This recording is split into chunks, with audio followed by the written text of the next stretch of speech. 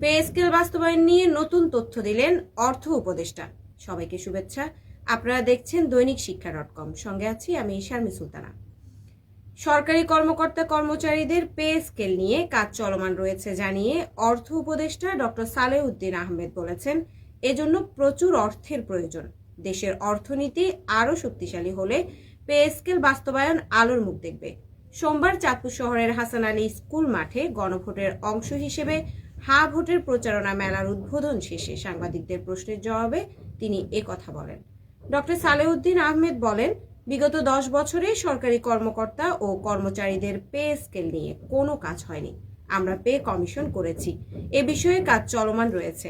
তাছাড়া দেশের অর্থনীতি চাঙ্গা করতে নেওয়া বিভিন্ন উদ্যোগের ফলে বৈদেশিক মুদ্রার রিজার্ভ $18 বিলিয়ন থেকে বেড়ে বর্তমানে $32 বিলিয়ন পৌঁছেছে।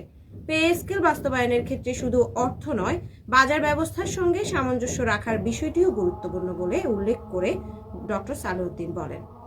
ডক্টর সালেউদ্দিন আহমেদ বলেন, এর জন্য প্রচুর অর্থের প্রয়োজন। তবে দেশের অর্থনীতি আরও শক্তিশালী হলে পে স্কেল বাস্তবায়ন আলোর মুখ দেখবে। এসব বিষয়ে পরবর্তীতে নির্বাচিত সরকার বাস্তবায়ন করবে বলেও তিনি আশা প্রকাশ করেন। বিস্তারিত দেখতে পাবেন শিক্ষা বিষয়ক দেশের একমাত্র পূর্ণাঙ্গ ডিজিটাল পত্রিকা দৈনিক শিক্ষা.com-এ। ধন্যবাদ।